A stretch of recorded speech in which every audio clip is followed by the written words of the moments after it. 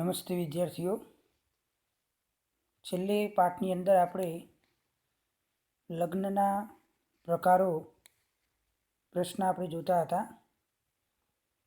આગળનો પ્રશ્ન આપણે આજે જોઈએ છીએ લગ્ન સાથેની પસંદગીના ધોરણો. દરેક સમાજની અંદર જીવનસાથીની પસંદગી અંગે વ્યક્તિને આપવામાં આવતી સ્વતંત્રતા એ મર્યાદિત હોય છે. સામાન્ય રીતે જીવનસાથીની પસંદગીમાં કોણ કોની સાથે લગ્ન કરી શકે અને કોણ કોની સાથે લગ્ન ન કરી શકે એ બાબત એ દરેક સમાજની અંદર જુદી જુદી રીતે નક્કી થયેલી હોય છે, એટલે કે એના કેટલાક ધોરણો હોય છે જેના દ્વારા જ જીવનસાથીની પસંદગીના જે ક્ષેત્રો એ નિર્ધારિત થતા હોય છે. સામાન્ય રીતે આપણા સમાજના રીત રિવાજો, જાતિ નિયમો અને ધોરણો દ્વારા જ સમાજમાં જીવનસાથીની પસંદગીનું જે ક્ષેત્ર એ નિયંત્રિત કરે છે. એમાં કેટલાક જે નિયમો છે એ નીચે મુજબ છે. પહેલો મુદ્દો અંતઃલગ્ન, જેમાં સમૂહના રિવાજ પ્રમાણે વ્યક્તિને પોતાના સમૂહ જૂથમાંથી જ લગ્ન સાથીની પસંદગી કરવી પડે છે અને સમૂહના સભ્યો વચ્ચે પરસ્પર લગ્ન સંબંધ બાંધી શકાય એ પ્રકારના સમૂહને અંતઃલગ્નીય સમૂહ તરીકે આપણે એને ઓળખીએ છીએ. તો આ વ્યાખ્યા ખાસ પરીક્ષાની અંદર પૂછાયેલી છે, એટલે ધ્યાન રાખજો. ફરીથી હું વ્યાખ્યા સમજાવું છું કે જે સમૂહના રિવાજ પ્રમાણે, સમૂહના એટલે કે જે સમાજના રિવાજ પ્રમાણે વ્યક્તિએ પોતાના સમૂહ જૂથમાંથી એટલે કે પોતાના સમાજના જૂથમાંથી જ જીવનસાથીની એટલે કે લગ્ન સાથીની પસંદગી કરવી પડે તો એને આપણે અંતઃલગ્ન કહી શકાય. બીજી વ્યાખ્યા અંતઃલગ્નની એટલે સમૂહના સભ્યો વચ્ચે એટલે કે સમાજના સભ્યો વચ્ચે પરસ્પર લગ્ન સંબંધ બાંધી શકાય તો તે સમૂહને અંતઃલગ્નીય સમૂહ તરીકે ઓળખવામાં આવે. આમાં સામાન્ય રીતે જ્ઞાતિ એ અંતઃલગ્નીય સમૂહ છે. જ્ઞાતિ અંતઃલગ્ન સમૂહ એટલા માટે કહી શકાય કે મોટાભાગે આપણે પોતાની જ્ઞાતિમાંથી જ લગ્ન કરવાનું વલણ ધરાવીએ છીએ, એટલે જ્ઞાતિ એ અંતઃલગ્નીય સમૂહ કહી શકાય. હિન્દુ સમાજની પરંપરા પ્રમાણે લગ્ન સાથીની પસંદગી એ પોતાની જ્ઞાતિ કે પોતાની પેટા જ્ઞાતિમાંથી જ થઈ શકે છે. ભારતના અન્ય ધાર્મિક સમુદાયોમાં પણ આ પ્રકારની પરંપરા પ્રવર્તેલી છે. બીજો નિયમ બહિર્લગ્ન. બહિર્લગ્નના નિયમ મૂળભૂત રીતે નિકટવર્તી સગા સંબંધીઓ વચ્ચે લગ્ન સંબંધ બાંધવાની મનાઈ ફરમાવે છે. એને આપણે બહિર્લગ્ન તરીકે ઓળખાય. તો બહિર્લગ્ન એટલે મૂળભૂત રીતે નિકટવર્તી સગા સંબંધીઓ, નિકટવર્તી એટલે કે નજીકના સગા સંબંધીઓ વચ્ચે લગ્ન સંબંધ બાંધવાની મનાઈ. નજીકના જે આપણા સગા સંબંધીઓ હોય તો એ સગા સંબંધી વચ્ચે આપણે લગ્ન સંબંધ બાંધી શકાતો નથી, તો એ અંગેની મનાઈ આ ફરમાવી છે. દાખલા તરીકે આપણે નજીકના સગા સંબંધીઓમાં આપણે સગા ભાઈ બહેન સાથે આપણા કુટુંબમાં જે સગા કાકા બાપાના જે સંતાનો હોય તો એ રક્ત સંબંધીઓમાં આવતા હોય તો એ સંબંધીઓ સાથે લગ્ન થઈ શકતા નથી. તો એ અંગેનો આ નિયમ આપણા સમાજની અંદર પ્રવર્તેલો છે. ત્રીજો નિયમ સમલોમ, અનુલોમ અને પ્રતિલોમ. એમાં આપણે પહેલી વ્યાખ્યા જોઈએ સમલોમ. તો પોતાની સમકક્ષ અથવા તો પોતાના જૂથ કે પોતાના જ્ઞાતિ સમૂહમાંથી લગ્ન સાથીની એટલે કે જીવનસાથીની પસંદગી થાય તો એને આપણે સમલોમ લગ્ન કહેવાય. સમલોમ એટલે કે પોતાની જ્ઞાતિ કે જૂથમાંથી જીવનસાથીની પસંદગી કરીને લગ્ન કરવામાં આવે તો એને સમલોમ લગ્ન કહેવાય. હવે અનુલોમ લગ્ન કે જ્યારે ઉચ્ચ જ્ઞાતિ કે વર્ણનો પુરુષ પોતાનાથી ઉતરતા ગણાતા જ્ઞાતિ કે વર્ણ માંથી જીવનસાથીની પસંદગી કરે તો એને અનુલોમ લગ્ન કહેવાય. દાખલા તરીકે આપણા 4 વર્ણો બ્રાહ્મણ, ક્ષત્રિય, વૈશ્ય અને શૂદ્ર. એમાં બ્રાહ્મણો એ સૌથી ઊંચા છે અને શૂદ્ર એ સૌથી નીચા છે. હવે બ્રાહ્મણ જ્ઞાતિ કે વર્ણનો પુરુષ એ પોતાનાથી ઉતરતી જ્ઞાતિ કે વર્ણ, પોતાનાથી ઉતરતું ગણાતો વર્ણ એટલે કે શૂદ્ર વર્ણની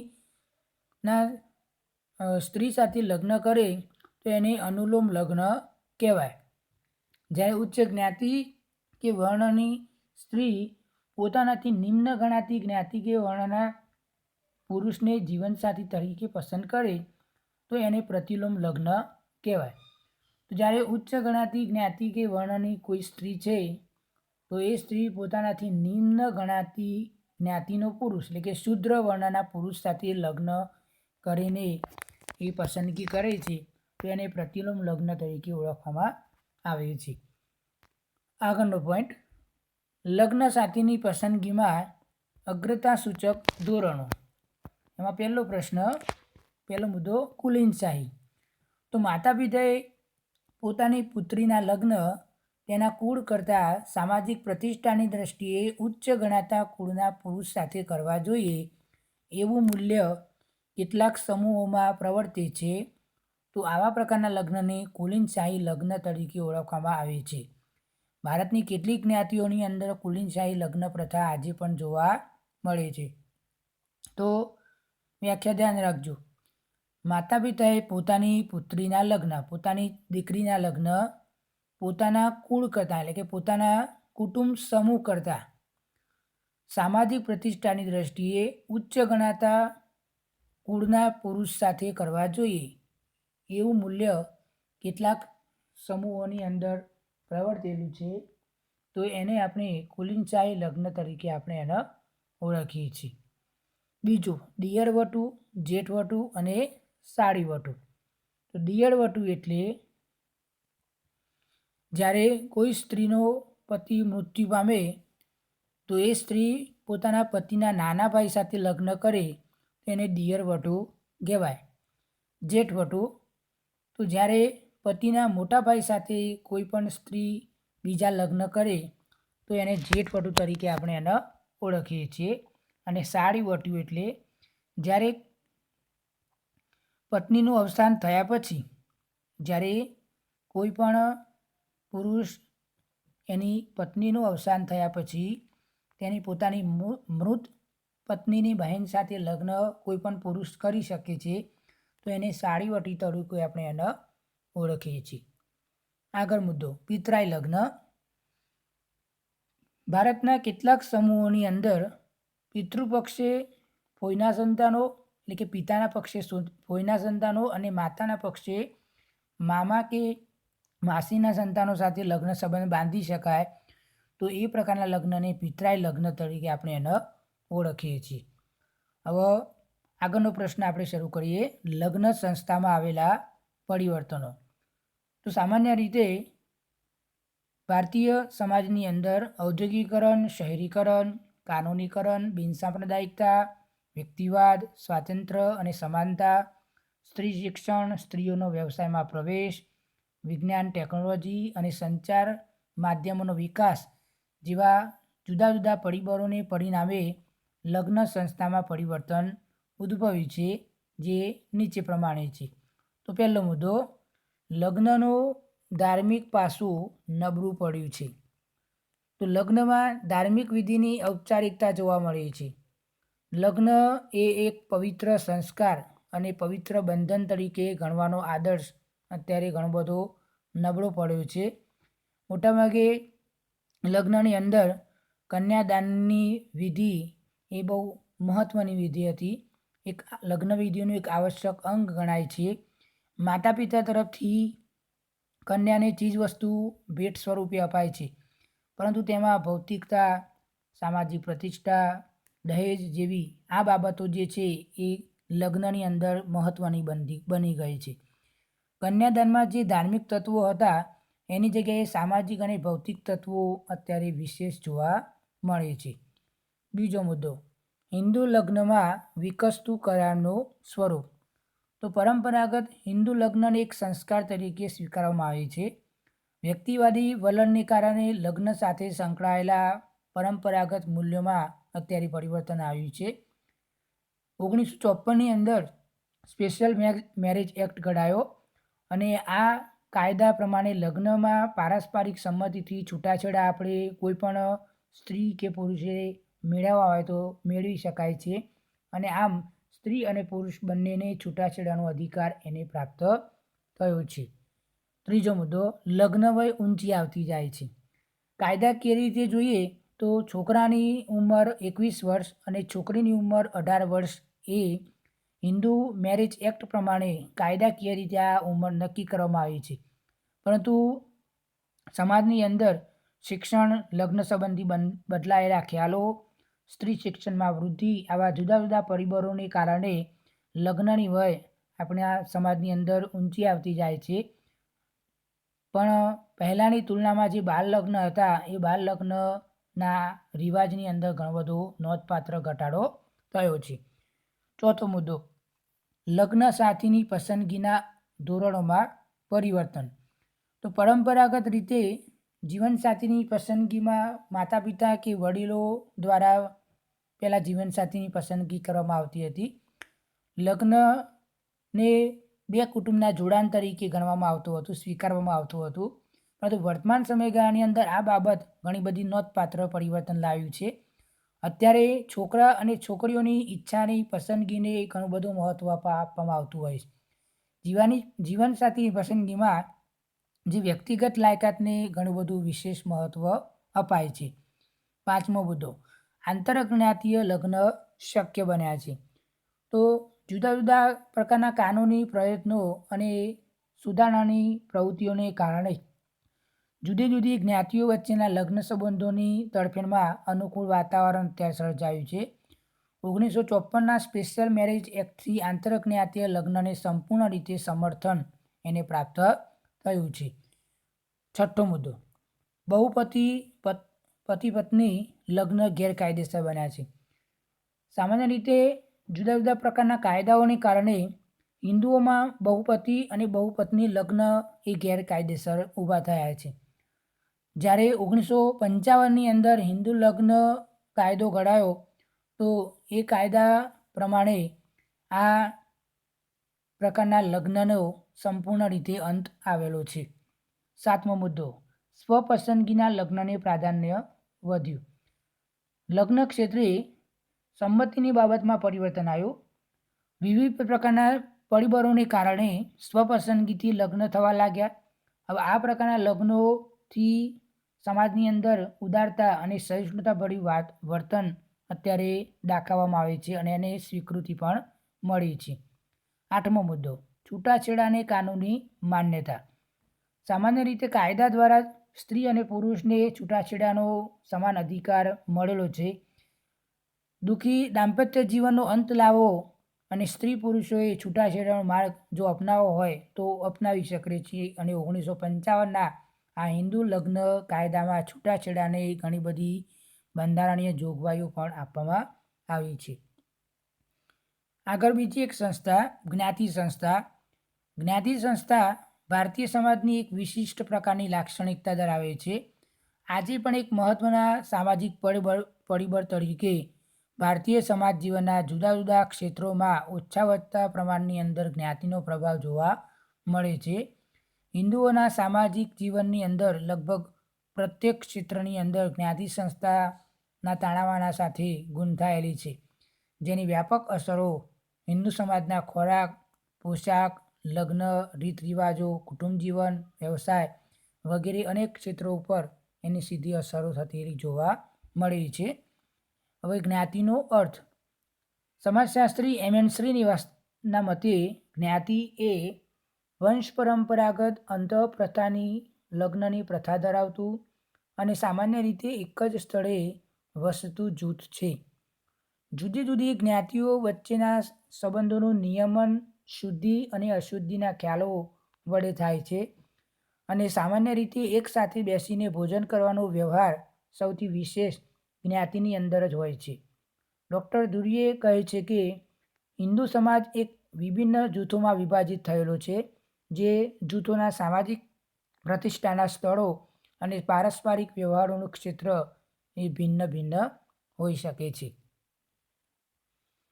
આગળનો જે પ્રશ્ન છે જ્ઞાતિના લક્ષણો, આ પ્રશ્ન જે છે એ પરીક્ષાની અંદર વારંવાર 5 ગુણનો પ્રશ્ન પૂછાયેલો છે, એટલે આપણે ખાસ ધ્યાન આપીશું. સૌથી પહેલાં આપણે પરંપરાગત જ્ઞાતિના સંસ્થાની અંદર જે મૂળભૂત લક્ષણો હતા એ પ્રશ્ન આપણે જોઈશું. એટલે કે એના જે મુદ્દાઓ છે એ મુદ્દાઓ આપણે તૈયાર કરીશું.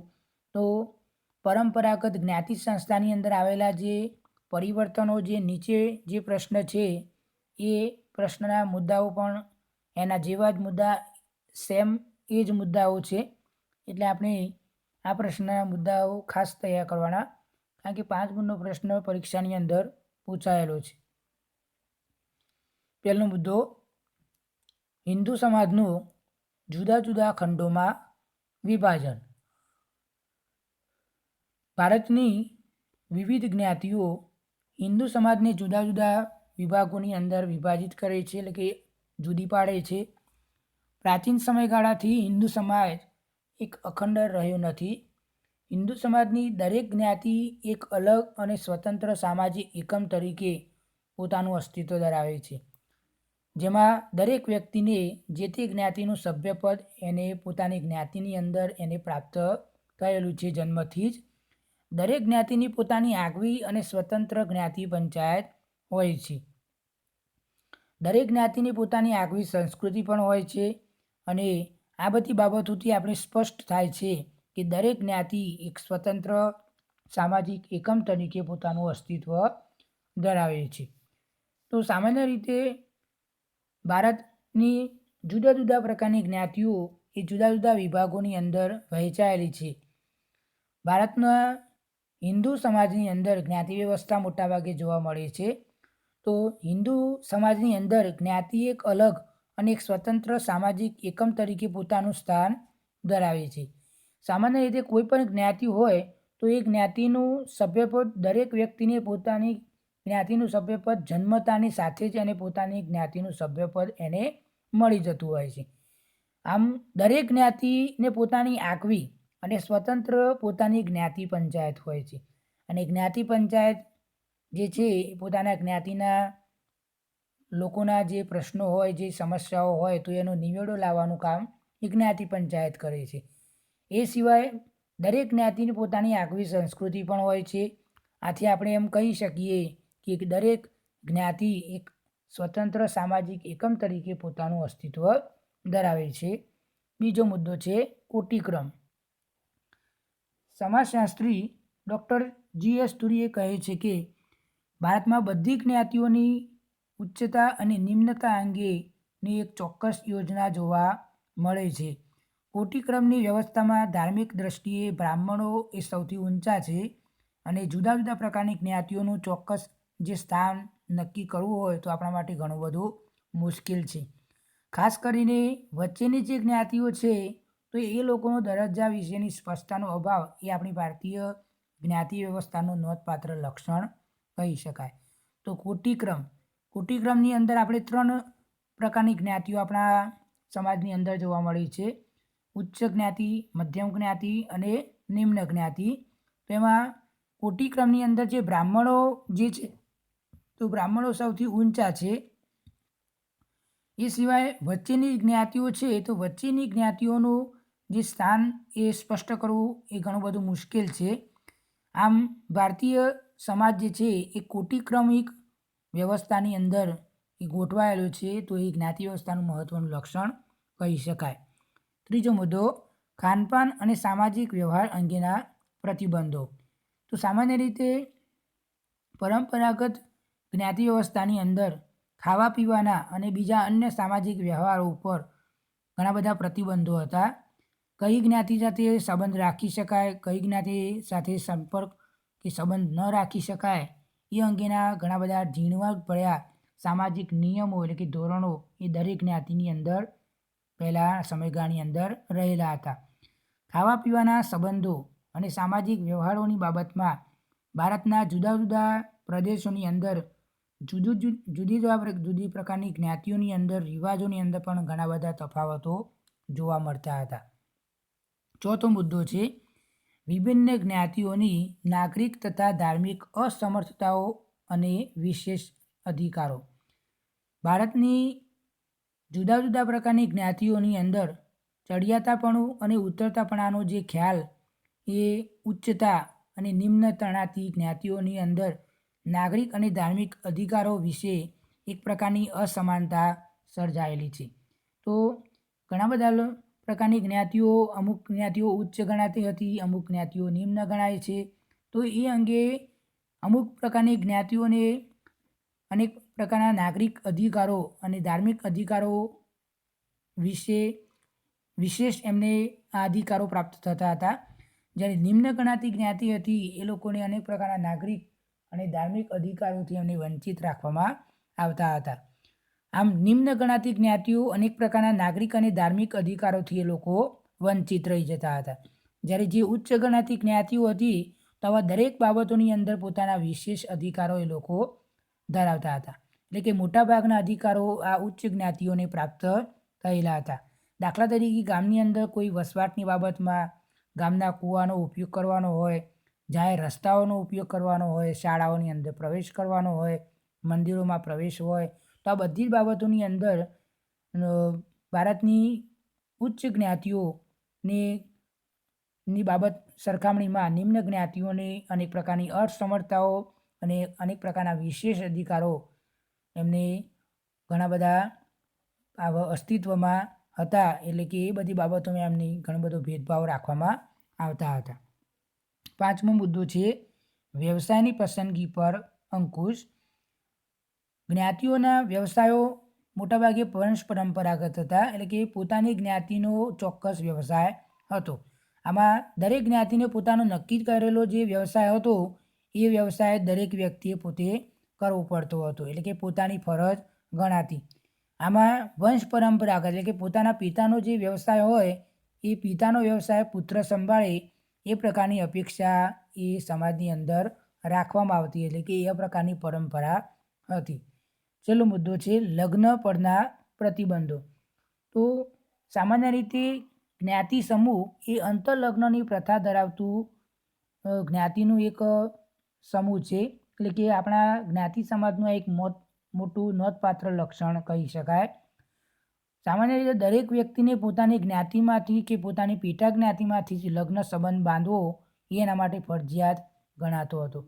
મોટાભાગે આપણે પોતાની જ્ઞાતિમાંથી જ અને આપણે પોતાની પેટા જ્ઞાતિમાંથી જ લગ્ન સંબંધ બાંધી શકીએ છીએ.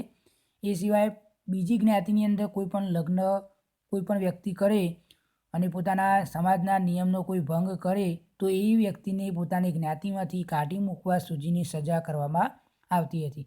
એટલે કે મોટાભાગે પહેલાંના સમયગાળાની અંદર દરેક વ્યક્તિ પોતાની જ્ઞાતિમાંથી જ લગ્ન કરવાનું વલણ દાખવતી હતી. એટલે કે આંતરજ્ઞાતીય લગ્ન શક્ય નહોતા. તો આ પ્રશ્નના જે મુદ્દાઓ જે છે એ મુદ્દાઓ આપણે ખાસ યાદ રાખીશું. હવે પછીનો આ જે પ્રશ્ન જે છે એ પરંપરાગત જ્ઞાતિ સંસ્થાની અંદર આવેલા પરિવર્તનો. તો એની અંદર આપણે આ જ મુદ્દાઓ આપણે સમજવાના છીએ. ભારતની અંદર પરંપરાગત જ્ઞાતિ સંસ્થાની અંદર આવેલા પરિવર્તનો. તો ભારતમાં જ્ઞાતિ સંસ્થા મધ્યયુગના અંત સુધી અત્યંત જડ સ્વરૂપે પ્રવર્તેલી હતી. પરંતુ ભારતમાં બ્રિટિશ રાજ્યનો પ્રારંભ થયો અને જ્ઞાતિ સંસ્થાની અંદર ઘણા બધા નોંધપાત્ર પરિવર્તનો આવી લાગ્યા. અંગ્રેજોએ ભારતની અંદર અંગ્રેજી શિક્ષણ પદ્ધતિ, સામાજિક કાનૂનીકરણ, ઉદ્યોગીકરણ અને શહેરીકરણ, લોકશાહી અને ઉદારમતવાદી વિચારસરણી વગેરેના પ્રભાવને કારણે જ્ઞાતિ સંસ્થાની અંદર આધુનિક પરિવર્તનની પ્રક્રિયા એ શરૂ થઈ. ભારત જ્યારે સ્વતંત્ર થયું ત્યારબાદ જ્ઞાતિ પરિવર્તનની પ્રક્રિયા ઘણી બધી ઝડપી બનેલી છે. સ્વતંત્ર ભારતની અંદર જ્ઞાતિ સંસ્થાના પરંપરાગત લક્ષણોમાં નીચે મુજબના પરિવર્તનો આવેલા છે. તો પહેલો મુદ્દો આપણે જોઈએ ખંડ વિભાજનમાં આવેલું પરિવર્તન.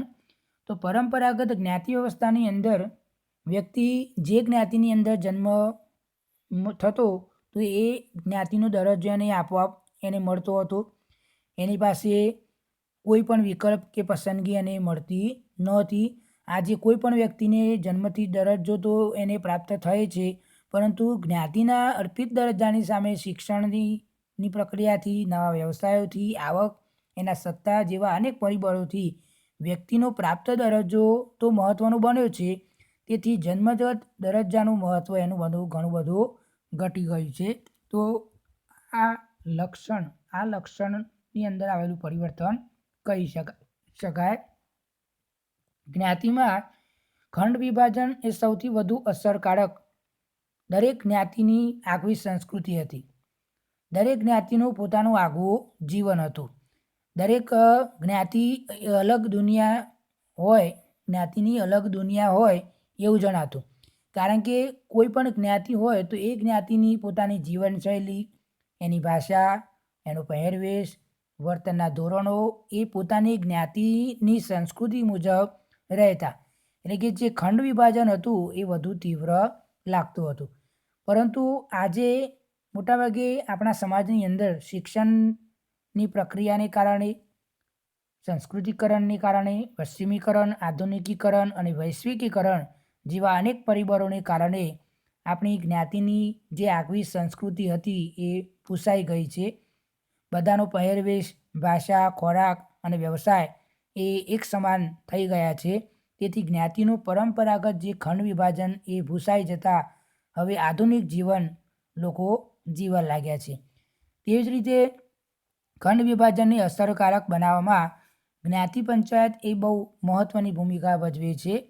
એમાં દરેક જ્ઞાતિની આગવી પંચાયત હતી અને જે જ્ઞાતિના સભ્યોના વર્તન પર નિયંત્રણ રાખીને જ્ઞાતિના પોતાના સમૂહને સલામત રાખતી, પરંતુ વિવિધ પરિબળો અને જ્ઞાતિ અસમર્થતા નિવારણ કાનૂન અને બીજા કાયદાઓએ જ્ઞાતિ પંચાયતની સત્તાઓ અત્યારે નબળી પડી છે. આથી જ્ઞાતિના સભ્યો આધુનિક જીવનશૈલી જીવવા લાગ્યા છે અને જ્ઞાતિના જે નિયંત્રણો હતા એ નિયંત્રણો સામે બગાવત પણ કરતા થયા છે. આમ જન્મગત વારસાગત દરજ્જાને બદલે પ્રાપ્ત દરજ્જાનું વધેલું મહત્ત્વ એ જ્ઞાતિ સંસ્કૃતિનું પતન અને જ્ઞાતિ પંચ નબળા થવાથી ખંડોમાં જે વિભાજન અત્યારે ભૂસાઈ ગયું છે. બીજો મુદ્દો, સામાજિક કોટિક્રમમાં પરિવર્તન.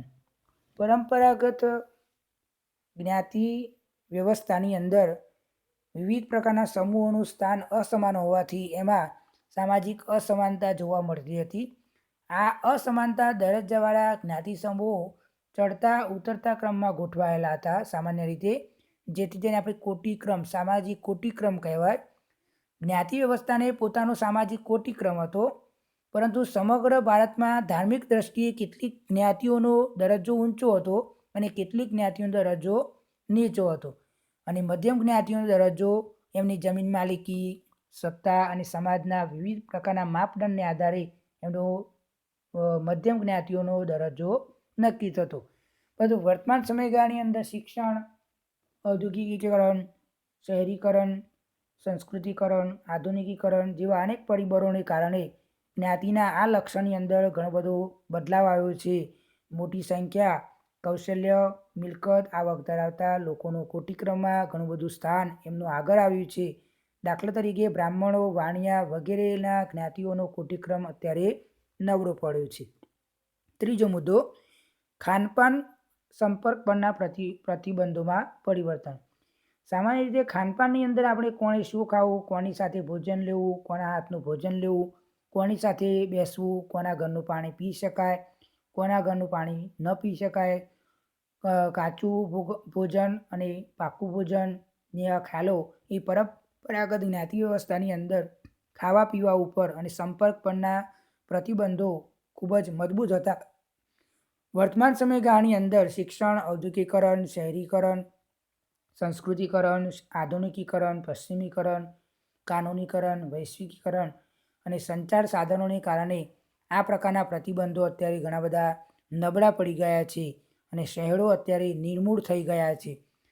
પરંતુ ગામડાઓમાં હજુ સુધી પણ આ પ્રકારના ખાવા પીવાના અને સંપર્ક અંગેના પ્રતિબંધો જે હતા એ હજુ સુધી પણ થોડા અંશે જોવા મળે છે. આજે તો મોટાભાગે જંક ફૂડ અને ફાસ્ટ ફૂડના જમાનાની અંદર હાલના સમયગાળાની અંદર આવો જે ખ્યાલ જે છે એ ખ્યાલ ટકી શકે તેમ પણ નથી. આપણે આટલા સુધી આપણે સમજીએ છીએ.